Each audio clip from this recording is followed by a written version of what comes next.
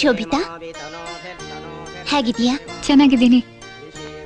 ತಲೆಗೆ ಸ್ನಾನ ಮಾಡಿದ್ಯಾ? ಸರಿಯಾಗಿ ಒರೆಸ್ಕೋ, ಇಲ್ದೆ ಹೋದ್ರೆ ತಲೆ ಭಾರ ಆಗುತ್ತೆ. ಅವತ್ತು ನಿನ್ ಮನೆಗ್ ಬಂದಾಗ ಯಾರು ಅಂತ ತಿಳ್ಕೊಳ್ದೆ ಸರಿಯಾಗಿ ಮಾತಾಡಿಸ್ಲಿಲ್ಲ. ತಪ್ಪಾಗಿ ತಿಳ್ಕೊಬೇಡ.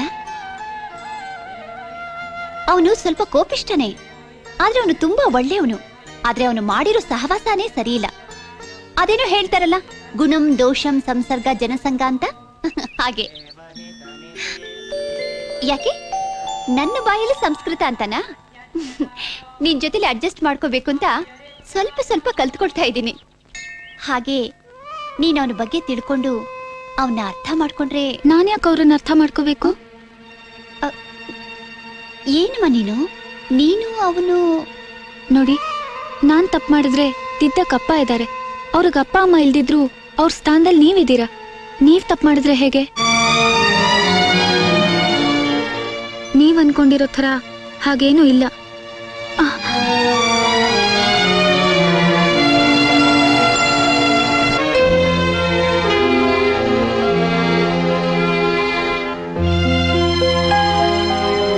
ಏನು ನಿನಗೆ ನೀನೇ ನಗ್ತಾ ಇದ್ಯಾ?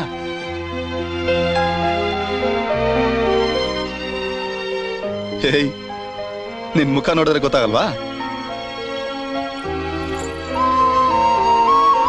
ಏಯ್ ಕಿಚ್ಚ, ಇದನ್ನೆಲ್ಲ ಯಾರ ಹೇಳ್ಕೊಟ್ಟಿದ್ದು? ಆಹಾ, ನಾಚಿಕೆ ಬೇರೆ. ಮಾಡಿಕೋ ಎನ್ನ ಸ್ವಾಮಿ ಸಾಸಿರ ವೆಂಕಟರಮಣ ದಾಸನ ಮಾಡಿಕೋ ಎನ್ನ. ಯಾರದು? ಅಣ್ಣನ? ಅವನು ಗುರು ಅಂತ.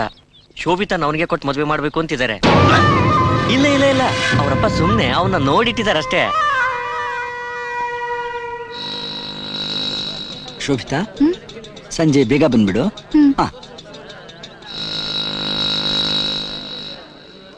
ಕಿಚ್ಚ, ನನ್ಗನ್ಸುತ್ತೆ ನಿನ್ ಮ್ಯಾಟರ್ ಲೀಕ್ಔಟ್ ಆಗಿರ್ಬೇಕು. ಅದಕ್ಕೆ ಬಾಡಿ ಗಾರ್ಡ್ ಆಗಿ ಅವಳ ಜೊತೆ ಬರಕ್ ಶುರು ಮಾಡ್ಬಿಟ್ಟವನೆ. ಗೊತ್ತವನು ಹಿಡ್ದಾಕವನ್ನ. ಅಲ್ಲ, ಯಾರಪ್ಪ ನೀವು? ಹೇಳ್ತೀನಿ. ಏನಾಗ್ಬೇಕಿತ್ತು? ನೀವೇ ಬೇಕು ಸ್ವಾಮಿ, ಬನ್ನಿ. ಅಲ್ಲ, ಗಾಡಿ ಎಲ್ಲೂ ಆಗಲ್ಲ, ಇಲ್ಲೇ ಇರುತ್ತೆ. ಬನ್ನಿ ಶಾಸ್ತ್ರಿಗಳೇ. ಕಾಕ ಉಂಟು ಯಾಕ? ಅಯ್ಯೋ, ಅದೆಲ್ಲ ಏನು ಬೇಡಿ ಸರ್, ನನಗೆ ಕುಡಿಯೋ ಅಭ್ಯಾಸ ಇಲ್ಲ. ದೇವಸ್ಥಾನಕ್ಕೆ ಪೂಜೆಗೆ ಹೋಗ್ಬೇಕು, ಹೊತ್ತಾಗುತ್ತೆ. ದಯವಿಟ್ಟು ಬಿಟ್ಬಿಡಿ ಸರ್, ಪ್ಲೀಸ್. ಇರ್ಲಿ, ಬನ್ನಿ ಶಾಸ್ತ್ರಿಗಳೇ, ಬನ್ನಿ. ಸಾರ್ ಯಾರು ಅಂತ ಗೊತ್ತಾಯ್ತಾ? ಗೊತ್ತಿಲ್ಲ. ಸ್ವಂತವ್ರು ಯಾರು, ಸಂಬಂಧಿಕರು ಯಾರು ಅಂತ ಗೊತ್ತಿಲ್ದ್ಮೇಲೆ ದೇವ್ರ ಪೂಜೆ ಯಾಕಯ್ಯ ಬೇಕು ನಿನ್ಗೆ? ಸಂಬಂಧಿಕರ? ಸರ್, ನಿಮ್ ತಂದೆ ಹೆಸರೇನು ಸರ್? ಇದು ಆತರ ಸಂಬಂಧ ಅಲ್ಲ, ಶೋಭಿತಾ ಕಡೆಯಿಂದ ಸಂಬಂಧ. ಶೋಭಿತಾ? ಹೋಗಿ ಹೋಗಿ ಶಾಸ್ತ್ರಿಗಳೇ.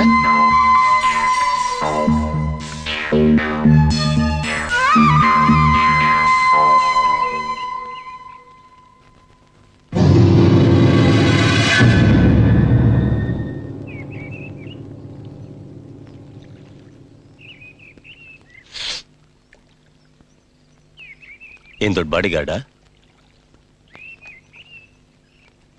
ನಿನ್ನೆ ಅಷ್ಟೇ ಅವಳ ಜೊತೆ ಮಾತಾಡಿ ಎಲ್ಲ ಓಕೆ ಮಾಡ್ಕೊಂಡ್ ಬಂದಿದ್ದೀನಿ.